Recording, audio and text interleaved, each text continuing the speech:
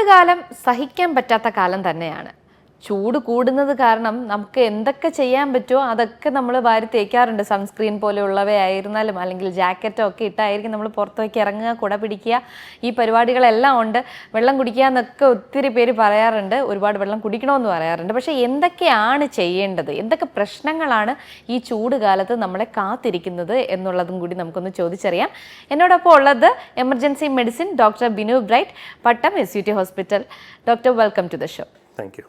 Doctor, ഈ heat related ആയിട്ടുള്ള illness എന്തൊക്കെയാണ് വരുന്നത്? ആ കേസസ് എന്തുകൊണ്ടാണ് ഇപ്പോൾ കൂടുതലായിട്ട് നമ്മൾ കാണുന്നതും എന്തുകൊണ്ടായിരിക്കും? പ്രത്യേകിച്ച് നമ്മളിപ്പോൾ കേരളം വേനൽക്കാലത്തേക്ക് കടന്നു കഴിഞ്ഞു. അപ്പോൾ ഇതോടൊപ്പം തന്നെ ഇതുവരെ ബന്ധപ്പെട്ട പല അസുഖങ്ങളും നമ്മൾ കൂടുതലായി കാണുന്നുണ്ട്. അപ്പം ചൂട് ബന്ധപ്പെട്ട പല അസുഖങ്ങളും നമ്മൾ വളരെ ചെറിയ രീതിയിൽ കാണാറുണ്ട്. ഇപ്പോൾ അധികമായി വിയർക്കുക, നല്ല ദാഹം കാണിക്കുക, അതികഠിനമായ ക്ഷീണം, ചൂടിൽ നിന്ന് പെട്ടെന്ന് വീട്ടിലെത്തുമ്പോൾ നല്ല ക്ഷീണം കാണിക്കുക, ഇതൊക്കെ സർവ്വസാധാരണമാണ്. എന്നാൽ അതിൽ ഏറ്റവും കോംപ്ലിക്കേറ്റഡ് നമ്മൾ സാധാരണ കാണുന്ന ഒരു അസുഖം എന്ന് പറയുന്നത് ഹീറ്റ് സ്ട്രോക്ക് ആണ്, അഥവാ സൂര്യാഘാതം. ഹീറ്റ് സ്ട്രോക്ക്, അതെ, അതിലേക്ക് ഞാൻ വരുമായിരുന്നു. എന്താണ് ഈ ഹീറ്റ് സ്ട്രോക്ക്? ഹീറ്റ് സ്ട്രോക്ക് എന്ന് പറയുമ്പോൾ നമ്മുടെ ശരീരത്തിൻ്റെ താപനില 40 ഡിഗ്രി കൂടുതലായിട്ട് ഉയരുമ്പോൾ ശരീരത്തെ സ്വന്തമായി തണുപ്പിക്കാനുള്ള കഴിവ് നഷ്ടപ്പെടുന്നു. ഇത് പ്രത്യേകിച്ച് നമ്മുടെ ഒരു കോസ്റ്റൽ ഏരിയയായ കേരളമായിട്ട് ബന്ധപ്പെടുമ്പോഴത്തേക്കും കുറച്ചും കൂടി അത് അധികമായി കാണുന്നു. കാരണം നമ്മുടെ ഹ്യൂമിഡിറ്റി കൂടിയ സ്ഥലങ്ങളിൽ വിയർക്കാനുള്ള സാധ്യത കുറയുകയും ഈ ഒരു എബിലിറ്റി നഷ്ടപ്പെടാനുള്ള സാധ്യത ഏറെയും ചെയ്യുന്നു. അപ്പോൾ ഈ ഹീറ്റ് സ്ട്രോക്ക് വരുമ്പോൾ എന്തൊക്കെ പ്രശ്നങ്ങളായിരിക്കും ഒരു പേഷ്യൻ്റ് കാണിക്കുന്നത്, എന്തൊക്കെ രീതിയിലായിരിക്കും? ഇതപ്പോൾ എങ്ങനെ മനസ്സിലാക്കാം? അതായത് ചൂട് നിൽക്കുന്ന ഒരു വ്യക്തി പെട്ടെന്ന് ആളുടെ സ്വഭാവ മാറ്റം, പെട്ടെന്ന് ഒരു വെപ്രാളം പോലെ കാണിക്കുക, അല്ലെങ്കിൽ കൺഫ്യൂസ്ഡായി പെരുമാറുക, ചിലപ്പോൾ ബോധം കെട്ട് വീഴുക, ഇതൊക്കെ ഹീറ്റ് സ്ട്രോക്കിൻ്റെ ലക്ഷണങ്ങളാവാം. അപ്പോൾ ഇങ്ങനെയുള്ള സിറ്റുവേഷൻ നമ്മൾ എത്രയും പെട്ടെന്ന് ഈ വ്യക്തിയെ തണലുള്ള സ്ഥലത്തേക്ക് ഒരു മാറ്റുക, കുടിക്കാൻ പറ്റുമെങ്കിൽ ധാരാളം വെള്ളം കൊടുക്കുക, പിന്നെ നനവുള്ള തുണി കൊണ്ട് തുടച്ചു കൊടുക്കാം, പിന്നെ ഫാനോ AC യോ നമുക്ക് അതിനടിയിൽ വയ്ക്കാം, ഇതൊക്കെ ചെയ്യാം. എന്നാലും എത്രയും പെട്ടെന്ന് തന്നെ വ്യക്തിനെ ഹോസ്പിറ്റലിൽ എത്തിക്കാൻ നമ്മൾ ശ്രദ്ധിക്കണം. ഓക്കെ, ഈ ഹീറ്റ് സ്ട്രോക്ക് വരുമ്പോൾ വിയർക്കില്ല അല്ലേ? വിയർക്കില്ല എന്നല്ല, ആക്ച്വലി ഹീറ്റ് സ്ട്രോക്കിൻ്റെ ആ ഒരു അവസ്ഥ എത്തുമ്പോഴത്തേക്കും വിയർക്കാനുള്ള കഴിവ് പൊതുവേ സാധാരണയുള്ളക്കാട്ടി നഷ്ടപ്പെടാനുള്ള സാധ്യത കൂടുതലാണ്. നമ്മുടെ ബോഡി ടെമ്പറേച്ചർ ഒരുപാട് കൂടുമ്പോഴാണ് ഹീറ്റ് സ്ട്രോക്ക് വരുന്നത്. ഈ സമയത്ത് നമ്മൾ സാധാരണ നമ്മുടെ ഇങ്ങനത്തെ ഇതിന് പ്രതിരോധ മെക്കാനിസംസ് ആയി പെട്ടെന്ന് വിയർക്കുക, അല്ലെങ്കിൽ നമ്മൾ സ്വന്തമായിട്ട് എന്താ പറയുക, ഈ കുറച്ച് ബട്ടൺസ് ഒക്കെ അടിച്ച് നമ്മൾ സ്വന്തമായി ആ ചൂട് കുറയ്ക്കാൻ നോക്കും. ഈ ഒരു എബിലിറ്റിയൊക്കെ പെട്ടെന്ന് നഷ്ടപ്പെട്ട് അത് ഒരു എമർജൻസിയിലോട്ട് കൊണ്ടെത്തിക്കുന്നു. എന്തൊക്കെ വാർണിംഗ് സൈൻസ് ആയിരിക്കും? എയർലി കാണിക്കുന്നത് ഇതൊക്കെ തന്നെയായിരിക്കും അല്ലേ? ഓക്കെ, അപ്പം ഇത് കഴിഞ്ഞിട്ട് നമ്മൾ എത്രയും പെട്ടെന്ന് ഈ പേഷ്യൻറ്റിനെ ഹോസ്പിറ്റലിൽ എത്തിക്കണമല്ലോ, അപ്പോൾ അവിടെ ചെയ്യുന്ന കാര്യങ്ങൾ എന്തൊക്കെയാണ്? ഹീറ്റ് സ്ട്രോക്ക് ഒരു മെഡിക്കൽ എമർജൻസിയാണ്. അപ്പോൾ ഇങ്ങനൊരു വ്യക്തിയെ ഹോസ്പിറ്റലിൽ എത്തിച്ച് എത്രയും പെട്ടെന്ന് നമ്മൾ ചെയ്യുന്നത് ഈ വ്യക്തിയുടെ ബോഡി ടെമ്പറേച്ചർ തണുപ്പിക്കാനുള്ള കാര്യങ്ങൾ നമ്മൾ ചെയ്യും. അത് തുടച്ചു കൊടുക്കുകയാവാം, ചിലപ്പോൾ നമ്മൾ വെള്ളം സ്പ്രേ ചെയ്യും, അല്ലെങ്കിൽ നമ്മുടെ അണ്ടർആംസിലൊക്കെ കോട്ടൺ തണുത്ത വെള്ളത്തിൽ മുക്കിയിട്ട് വയ്ക്കുക, ഇതൊക്കെ ആയിരിക്കും ചെയ്യുക. എന്നാൽ എത്രയും പെട്ടെന്ന് തന്നെ ഈ ടെമ്പറേച്ചർ കുറച്ചില്ല എന്നുണ്ടെങ്കിൽ നമുക്ക് ആക്ച്വലി ആളുടെ ബുദ്ധിമുട്ട്, കോംപ്ലിക്കേഷൻ ആവാനുള്ള ചാൻസ് വളരെ കൂടുതലാണ്. അപ്പോൾ ഇത് മെയിൻലി നമ്മുടെ ന്യൂറോളജിക്കൽ കണ്ടീഷൻസിനെ ബാധിക്കാം, അത് നമ്മുടെ ബ്രെയിനിനെ ബാധിക്കാം, നമ്മുടെ ഇന്നർ ഓർഗൻസിനെ ബാധിക്കാം. അത് ഒരു പരിധിക്കപ്പുറം പോവുകയാണെങ്കിൽ അത് പെർമനൻറ്റ് ഡാമേജിലോട്ട് പോകാനുള്ള സാധ്യതയുണ്ട്. അപ്പോൾ ഈ ഹീറ്റ് റിലേറ്റഡ് ആയിട്ടുള്ള ഇൽനെസ് വരുമ്പോൾ നമുക്ക് ഏതൊക്കെ രീതിയിലാണ് നമുക്ക് അത് പ്രിവെൻറ്റ് ചെയ്യാനായിട്ട് സാധിക്കുന്നത്? ഇപ്പോൾ സാധാരണ വ്യക്തികൾ നമ്മളിപ്പം ഈ ചൂടുകാലത്തെ ഇപ്പോൾ നമ്മൾ നിൽക്കുന്നത്, അപ്പോൾ ഈ സമയത്ത് എന്തൊക്കെ ചെയ്യാമെന്ന് വെച്ചാൽ ഇത്രയും മെയിൻലി ചെയ്യാവുന്നത് നമ്മുടെ മെയിൻ പീക്ക് ചൂടുള്ള സമയം, അതായത് 11 മണി 3 മണിയുള്ള സമയത്ത് നമ്മൾ ചൂട് അവോയ്ഡ് ചെയ്യാൻ നോക്കുക. പറ്റുമെങ്കിൽ അല്ലാതെ നമ്മൾ പുറത്ത് പോകേണ്ടി വന്നാൽ കുടയോ അല്ലെങ്കിൽ തൊപ്പിയോ കരുതുക. പിന്നെ നമ്മൾ ധാരാളം വെള്ളം കുടിക്കുക, 2 മുതൽ 3 ലിറ്റർ വെള്ളം വരെ ദിവസവും കുടിക്കാൻ ശ്രമിക്കുക. അപ്പോൾ ദാഹം ഇല്ലെങ്കിൽ പോലും കുടിക്കണമെന്നാണ് ഏറ്റവും പ്രധാനം. പിന്നെ ചൂടുള്ള സ്ഥലത്ത് വർക്ക് ചെയ്യുന്ന ആൾക്കാർ ഈ ഒരു സമയത്ത് പറ്റുമെങ്കിൽ ഡയറക്റ്റ് സൺലൈറ്റ് ഒഴിവാക്കാൻ ശ്രമിക്കുക. അത് പലപ്പോഴും നമ്മൾ കാണുന്ന പോലെ ഒരു ഉച്ചയ്ക്ക് ശേഷം വർക്ക് കുറച്ച് സമയം എക്സ്റ്റെൻഡ് ചെയ്താൽ പോലും ഈ ഒരു പീക്ക് ടൈം, അത് 11 മണിയിൽ 3 മണിയുള്ള സമയത്ത് ഡയറക്റ്റ് സൺലൈറ്റ് വരുന്ന രീതിയിലുള്ള വർക്കുകൾ മാക്സിമം അവോയ്ഡ് ചെയ്യാൻ ശ്രമിക്കുക. അതേപോലെ ഈ സമയത്ത് അധികം വ്യായാമമോ അല്ലെങ്കിൽ അങ്ങനെയുള്ള കാര്യങ്ങൾ ചെയ്യുന്നതും പറ്റുന്നതിന് ഒഴിവാക്കാൻ ശ്രമിക്കുക. പിന്നെ ഈ ചൂടുകാലത്ത് ഇത് ഏറ്റവും കൂടുതൽ ബാധിക്കുന്നത് കുട്ടികളെയും പ്രായമുള്ളവരെയും പ്രഗ്നൻറ്റ് ലേഡീസിനൊക്കെയാണ്. അപ്പോൾ അതുകൊണ്ട് ഇങ്ങനെയുള്ളവരുടെ പ്രത്യേകം കാര്യം കൂടി ശ്രദ്ധിക്കണം. ഓക്കെ, പല സമയത്ത് നമ്മൾ കണ്ടിട്ടുണ്ടോ, അയ്യോ ഭയങ്കര ചൂട്, നമുക്ക് പോയി ഒരു നല്ല തണുത്ത വെള്ളം കുടിക്കാം, അല്ലെങ്കിൽ ഐസ് വാട്ടർ എന്തെങ്കിലും കുടിക്കാം, ഭയങ്കര ഐസ് ഇട്ട് ജ്യൂസ് കുടിക്കാം എന്നൊക്കെ പറഞ്ഞിട്ട് ഒത്തിരി പേര് അങ്ങനെ ചെയ്യുന്നുണ്ട്. അതായത് ബോഡി ഭയങ്കര ഹീറ്റായിട്ടിരിക്കുകയായിരിക്കും. അത് ചെയ്യുന്നത് കൊണ്ട് എന്തെങ്കിലും ദോഷമുണ്ടോ? തണുത്ത വെള്ളം കുടിക്കുന്നതിൽ തെറ്റില്ല. ചൂടുള്ള സമയത്ത് വെള്ളം ഏത് കുടിച്ചാലും ആക്ച്വലി നമ്മുടെ ബുദ്ധിമുട്ട് കുറയ്ക്കത്തേ ഉള്ളൂ. പക്ഷേ നമ്മൾ ശ്രദ്ധിക്കേണ്ട കാര്യം, ഒരുപാട് മധുരം വല്ലതും കൂടുകയാണെങ്കിൽ ഇത് ആക്ച്വലി നമ്മുടെ ബോഡി ഡീഹൈഡ്രേഷൻ ഉണ്ടാക്കാനുള്ള സാധ്യത കൂട്ടുന്നുണ്ട്. അപ്പോൾ നമ്മൾ തണുത്ത വെള്ളം കുടിക്കുമ്പോൾ തന്നെ ഒരുപാട്, അതിപ്പോൾ നമ്മുടെ സോഡയോ അല്ലെങ്കിൽ നമ്മുടെ പെപ്സി, കൊക്കോള ഇങ്ങനത്തെ സാധനം കുടിക്കുമ്പോഴത്തേക്കും നമ്മൾ ആക്ച്വലി ഡീഹൈഡ്രേഷൻ കൂട്ടുകയാണ് ചെയ്യുന്നത്. അപ്പോൾ ഒരു പരിധി വരെ നമ്മുടെ സാധാരണ നാരങ്ങ വെള്ളം, കരിക്കും വെള്ളം ഇതൊക്കെ കമ്പാരിറ്റീവ്ലി കുറച്ചും കൂടി നല്ലതായിരിക്കും ഇങ്ങനെയുള്ള സിറ്റുവേഷൻസിൽ.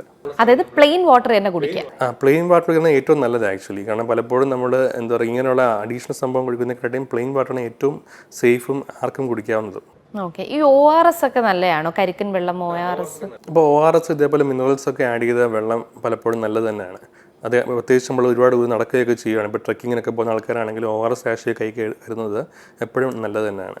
കാരണം ഇത് നമ്മൾ വിയർക്കുമ്പോഴത്തേക്കും ജസ്റ്റ് വെള്ളം മാത്രമല്ല, നമ്മൾ ദേഹത്തുള്ള ലവണങ്ങളും പുറത്തു പോകുന്നുണ്ട്. അപ്പോൾ ഇതിന് റിപ്ലനിഷിനായിട്ട് ORS അല്ലെങ്കിൽ കരിക്കും വെള്ളമൊക്കെ ഒരുപാട് നല്ലതാണ്. ഓക്കെ ഡോക്ടർ, അപ്പോൾ ഈ വിയർക്കുന്ന ഒരു ഇതുണ്ടല്ലോ, അപ്പോൾ ഈ വിയർക്കുന്ന സമയത്ത് നമുക്ക് എന്തൊക്കെയാണ്, നമ്മുടെ ബോഡി അത്രയും ഹീറ്റായിട്ടിരിക്കുന്ന ഒരു രീതി ആയിരിക്കുമല്ലോ, അതിനെ എങ്ങനെ നമുക്ക് മാറ്റിയെടുക്കാം? നമ്മുടെ ബോഡി ചൂടാകുമ്പോൾ ഏറ്റവും പ്രധാനമായൊരു റെസിസ്റ്റൻസ് മെക്കാനിസമാണ് പെട്ടെന്ന് വിയർക്കുക എന്ന് പറയുന്നത്. അപ്പോൾ അത് സാധാരണമാണ്. ചിലർക്ക് പല ആൾക്കാർക്കും പല രീതിയിലായിരിക്കും അത് വരിക. ഒരുപാട് ചിലർക്ക് വളരെ കൂടുതലായിരിക്കും, ചിലർക്ക് സാധാരണ പോലെ കാണത്തുള്ളൂ. അത് പ്രത്യേകിച്ച് കുഴപ്പമില്ല. അപ്പോൾ അത് കൂടുതൽ വിയർക്കുന്നത് കൊണ്ട് കുഴപ്പമുണ്ടെന്നോ അല്ല വിയർക്കാത്തത് കൊണ്ട് കുഴപ്പമില്ലെന്നോ ഇല്ല. പക്ഷെ നമ്മൾ അറിയേണ്ടുന്ന കാര്യം, നമ്മുടെ ഒരു എന്താ പറയുക, ഹ്യൂമിഡിറ്റി കൂടുന്ന കണ്ടീഷൻസിൽ വിയർക്കാനുള്ള സാധ്യത കുറഞ്ഞു വരുന്നുണ്ട്. അപ്പോൾ അതുകൊണ്ട് തന്നെ ബോഡി ടെമ്പറേച്ചർ പെട്ടെന്ന് കുറയാതെ ഈ കോംപ്ലിക്കേഷൻസ് കൂടാനുള്ള സാധ്യത എപ്പോഴും വളരെ അധികമാണ്. അപ്പോൾ ഇങ്ങനെയുള്ള വ്യക്തികൾ പറ്റുന്നത്രയും എന്താ പറയുക, ചൂട് അവോയ്ഡ് ചെയ്യാൻ ശ്രമിക്കുക. കാരണം നോർമലി വിയർപ്പിൻ്റെ മെക്കാനിസം കുറഞ്ഞ ആൾക്കാരാണെങ്കിലും ധാരാളം വെള്ളം കുടിക്കുക, ആ ചൂട് അവോയ്ഡ് ചെയ്യാനുള്ള ശ്രദ്ധ കുറച്ച് കൂടുതൽ കരുതേണ്ടി വരും. ഓക്കെ. അപ്പോൾ നമ്മൾ പെട്ടെന്ന് ചൂടത്തുനിന്ന് വന്നിട്ട് AC-യിലോട്ട് കയറി ഇരിക്കാൻ പാടില്ലെന്നാണോ ഡോക്ടർ പറയുന്നത്? അപ്പോൾ പെട്ടെന്ന് നമ്മൾ ചൂടിൽ നിന്ന് AC-യിലുള്ള സ്ഥലത്തോട്ട് കയറുക എന്നുള്ള കുഴപ്പമുണ്ടെന്ന് പറയാൻ പറ്റില്ല. പക്ഷേ നമ്മൾ AC ആക്ച്വലി നമ്മുടെ ബോഡി തണുപ്പിക്കാൻ സഹായിക്കും. പക്ഷേ AC അതിനോടൊപ്പം തന്നെ വേറൊരു ദോഷം പറയുകയാണെങ്കിൽ ഡീഹൈഡ്രേഷൻ കൂട്ടാനും സാധ്യതയുണ്ട്. നമ്മൾ അറിയാതെ തന്നെ നമ്മുടെ ഡീഹൈഡ്രേഷൻ കുറച്ച് വേഴ്സ് ആവാനുള്ള ചാൻസും ഒരു AC-യുള്ള അറ്റ്മോസ്ഫിയറിൽ വരുന്ന സാധ്യതയാണ്. അതായത് നമ്മൾ AC-യുള്ള സിറ്റുവേഷൻ ഇരിക്കുകയാണെങ്കിൽ തന്നെ നമ്മൾ വെള്ളം കുടിക്കാൻ ശ്രദ്ധിക്കണം. നമുക്ക് പെട്ടെന്ന് ആ ബുദ്ധിമുട്ട് കുറയും. ആ തണുപ്പ് എന്താ പറയുക, തണുപ്പ് അടിക്കുമ്പോൾ നമ്മൾ ആ ചൂടിൻ്റെ ബുദ്ധിമുട്ട് കുറയും. പക്ഷേ പെട്ടെന്ന് ഡീഹൈഡ്രേഷൻ വരാനുള്ള ചാൻസ് ഉണ്ട്. അപ്പോൾ AC-യിലിരിക്കുന്ന ആൾക്കാർ സാധാരണക്കാട്ടിയും വെള്ളം കുടിക്കുക, ദാഹമില്ലെങ്കിൽ പോലും. അപ്പോൾ ഈ കോംപ്ലിക്കേഷൻസ് നമുക്ക് മാക്സിമം കുറയ്ക്കാൻ പറ്റും. നമുക്ക് എത്ര ലിറ്റർ വെള്ളമായിരിക്കും നമ്മളപ്പോൾ കൺസ്യൂം ചെയ്യേണ്ടത്? നമ്മൾ ഇപ്പോഴത്തെ ചൂടുകാലത്ത് മിനിമം 2 മുതൽ 3 ലിറ്റർ വെള്ളം വരെയെങ്കിലും കുടിക്കാനായിട്ട് ശ്രദ്ധിക്കുക. അതോടൊപ്പം തന്നെ ഈ പറഞ്ഞ പോലെ ജ്യൂസോ അല്ലെങ്കിൽ ഒരുപാട് മധുരമേറിയ ഡ്രിങ്ക്സ് മാക്സിമം അവോയ്ഡ് ചെയ്യുക. അതോടൊപ്പം തന്നെ ഈ ഒരുപാട് കോഫിയും കഫീനും അടങ്ങുന്ന എന്താ പറയുക പാനീയങ്ങളും അവോയ്ഡ് ചെയ്യാൻ ശ്രമിക്കുക. കാരണം ഇതെല്ലാം ബോഡിയിൽ ഡീഹൈഡ്രേഷൻ കൂട്ടാനുള്ള ചാൻസ് ഉണ്ട്. പെട്ടെന്ന് കുറച്ച് നേരത്തേക്ക് ശമനം ഉണ്ടെങ്കിലും കുറച്ച് കഴിയുമ്പോഴത്തേക്ക് നമുക്ക് ബുദ്ധിമുട്ട് കുറച്ച് കൂടാനുള്ള സാധ്യത വളരെ ഏറും. അതുകൊണ്ട് മറ്റത്ര നോർമൽ വെള്ളം കുടിക്കുക. അതല്ലെങ്കിൽ ഇലക്ട്രോലൈറ്റ്സ് അടങ്ങുന്ന ഈ നമ്മുടെ എന്താ പറയുക കഞ്ഞിവെള്ളം, ഉപ്പിട്ട കഞ്ഞിവെള്ളം കുടിക്കാം, അല്ലെങ്കിൽ സംഭാരം കുടിക്കാം, അല്ലെങ്കിൽ നാരങ്ങ വെള്ളം കുടിക്കാം, അല്ലെങ്കിൽ നമ്മുടെ കരിക്കും വെള്ളം കുടിക്കാം. ഇതൊക്കെ കുഴപ്പമില്ല. പക്ഷേ നമ്മൾ പറയുന്ന പോലെ സോഫ്റ്റ് ഡ്രിങ്ക്സ്, കഫീൻ അടങ്ങുന്ന കോഫി, ടീ ഇതൊക്കെ മാക്സിമം കുറയ്ക്കുകയാണെങ്കിൽ നമ്മുടെ ഈ ചൂട് കാലത്ത് കുറച്ചും കൂടി നല്ലതായിരിക്കും. കേരളത്തിൽ താമസിക്കുന്ന ആൾക്കാരോട് എന്താണ് ഡോക്ടറിന് പറയാനുള്ളത്? കേരളത്തിൻ്റെ ഒരു പ്രത്യേകത, നമ്മുടെ ഒരു കോസ്റ്റൽ റീജിയന് സൈഡുള്ള ഒരു സ്ഥലമാണ്. അപ്പോൾ അതുകൊണ്ട് തന്നെ ഹ്യൂമിഡിറ്റി വളരെ അധികമായതുകൊണ്ട് തന്നെ സാധാരണ ഹീറ്റിന് കാണിക്കുന്ന റെസ്പോൺസ് സ്വെറ്റിംഗ് ഒക്കെ ചിലപ്പോൾ പൊതുവെ കുറവാനുള്ളൊരു സാധ്യതയുണ്ട്. അല്ലെങ്കിൽ നമ്മൾ ആ ഒരു ഇതിന് മുമ്പ് തന്നെ നമ്മൾ ഹീറ്റ് സ്ട്രോക്ക് പോലുള്ള കോംപ്ലിക്കേഷൻ എത്താനുള്ള സാധ്യത വളരെ ഏറും. അപ്പോൾ അതുകൊണ്ട് ഇങ്ങനെയുള്ള ആൾക്കാരെ കൂടുതലായിട്ട് നമ്മൾ ഈ പറഞ്ഞ പ്രിക്കോഷൻസ് ഒക്കെ കുറച്ച് അധികമായി എടുക്കുക. അതായത് മാക്സിമം ചൂട് അവോയ്ഡ് ചെയ്യാൻ ശ്രമിക്കുക, പിന്നെ വെള്ളം കൂടുതൽ കുടിക്കുക, പിന്നെ പുറത്ത് പോകുമ്പോൾ എപ്പോഴും ഒരു കുടയോ അല്ലെങ്കിൽ എന്തെങ്കിലും കരുതുക. അതേപോലെ ഈ സമയത്ത് ടൈറ്റായിട്ടുള്ള ഡ്രസ്സിങ്സ് നമ്മൾ ഒരുപാട് ഉടുപ്പുകളൊക്കെ ഇടുന്നത് കുറയ്ക്കുക, ലൈറ്റ് കളേഴ്സ് ഇടുക. അപ്പോൾ നമ്മൾ ഡാർക്ക് കളേഴ്സ് കൂടുതൽ ലൈറ്റ് അബ്സോർവ് ചെയ്യും. സോ ലൈറ്റ് കളർ ഡ്രസ്സസ് ഇടാൻ ശ്രദ്ധിക്കുക. ഇതൊക്കെ ആയിരിക്കും നമ്മൾ ചെയ്യാൻ പറ്റുക നമ്മുടെ കേരളത്തിൽ പ്രത്യേകിച്ചും. ഓക്കെ. അപ്പോൾ ഹീറ്റ് സ്ട്രോക്ക് എന്ന് പറയുന്ന ഈ ഒരു കാര്യം വളരെ ശ്രദ്ധിക്കേണ്ട ഒന്ന് തന്നെയാണ് അല്ലേ? അത് സാധാരണ ആർക്ക് വേണമെങ്കിലും വരാമെന്നാണോ, അത് ഏജ് അനുസരിച്ച് അങ്ങനെ എന്തെങ്കിലും ഉണ്ടോ? അപ്പോൾ ഹീറ്റ് സ്ട്രോക്കിന് പ്രായമോ അങ്ങനെ വ്യത്യാസങ്ങളൊന്നുമില്ല. കുട്ടികളിൽ വരാം, ഏത് പ്രായത്തിലുള്ളവർക്കും വരാം. അപ്പോൾ ലക്ഷണങ്ങളിൽ പലതരത്തിലായിരിക്കും. പെട്ടെന്ന് ചിലപ്പോൾ ഒരു ചെറിയ ബുദ്ധിമുട്ട് സ്റ്റാർട്ട് ചെയ്യും. പെട്ടെന്ന് വിയർക്കുക, നെഞ്ചെടുപ്പ് പോലെ തോന്നുക, ശ്വാസം മുട്ട് പോലെയൊക്കെ തോന്നാം, പെട്ടെന്നൊരു കൺഫ്യൂസ്ഡ് പോലെ, പെട്ടെന്ന് നമ്മുടെ സ്വഭാവത്തിൽ കുറച്ച് വ്യത്യാസങ്ങൾ അങ്ങനെയൊക്കെ ആയിരിക്കും പുറത്തുള്ളവർ കാണുക. പിന്നെ അധികമായി വിയർക്കുക, ചിലപ്പോൾ ചില ആൾക്കാർക്ക് വിയർക്കാനുള്ള ടെൻഡൻസി കുറയാനുള്ള സാധ്യതയുണ്ട്. ചിലപ്പോൾ പെട്ടെന്ന് കുഴഞ്ഞ് വീഴുകയും ചെയ്യാം.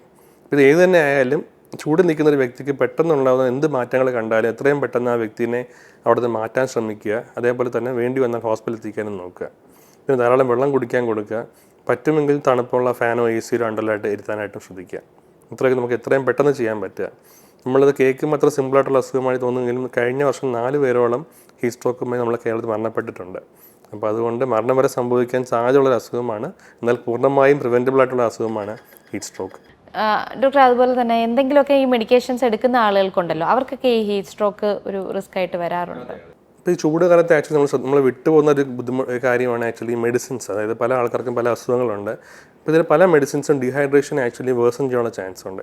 പ്രത്യേകിച്ചും BP-യുടെ മരുന്നുകൾ അല്ലെങ്കിൽ കിഡ്നിയുടെ അസുഖം മരുന്നുകളൊക്കെ നമ്മുടെ ബോഡി ജലാംശം കുറയ്ക്കുകയും ഇത് ഈ ഹീറ്റ് സ്ട്രോക്ക് പോലുള്ള അസുഖങ്ങൾ വരാനുള്ള ചാൻസ് കൂട്ടുകയും ചെയ്യുന്നു. അപ്പോൾ നേരത്തെ പറഞ്ഞാൽ ഇങ്ങനെയുള്ള ആൾക്കാർ മാക്സിമം ഹീറ്റ് അല്ലെങ്കിൽ ചൂട് അവോയ്ഡ് ചെയ്യാൻ ശ്രമിക്കുക.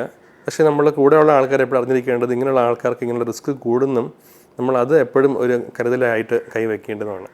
അപ്പോൾ അതുകൊണ്ട് നമുക്ക് മരുന്ന് എന്തായാലും നിർത്താൻ പറ്റുന്നതല്ല. അപ്പോൾ അതുകൊണ്ട് നിങ്ങളെ പ്രിവെൻഷൻസ് എടുക്കുക. അതായത് ഇങ്ങനെയുള്ള വ്യക്തികൾക്ക് ഇങ്ങനെയുള്ള എന്താ പറയുക ബുദ്ധിമുട്ടുണ്ടാകാനുള്ള ചാൻസ് കൂടുതലാണെന്ന് അറിഞ്ഞിരിക്കുക. അതാണ് കൂടെയുള്ള ബൈസ്റ്റാൻഡേഴ്സ് അറിഞ്ഞിരിക്കേണ്ടത്. ഓക്കെ ഡോക്ടർ, അപ്പോൾ ഹീറ്റ് സ്ട്രോക്കിനെ കുറിച്ചുള്ള ഒരു സബ്ജക്റ്റ് ആയിരുന്നു നമ്മൾ സംസാരിച്ചുകൊണ്ടിരുന്നത്. എല്ലാവർക്കും അത് മനസ്സിലായി കാണുമെന്ന് വിചാരിക്കുന്നു. കാരണം ആ ഒരു ഘട്ടത്തിലാണ് നമ്മളിപ്പോൾ കടന്നു പോയിക്കൊണ്ടിരിക്കുന്നത്. വളരെ ചൂട് ഉള്ള ഒരു ഘട്ടമാണ് ഇപ്പോൾ. അപ്പോൾ എല്ലാവരും ഇതെല്ലാം ശ്രദ്ധിക്കുക. നല്ലൊരു സബ്ജക്റ്റ് നമ്മളോടൊപ്പം പങ്കുവെച്ച ഡോക്ടർ ബിനു ബ്രൈറ്റന് വളരെയധികം നന്ദി. Thank you.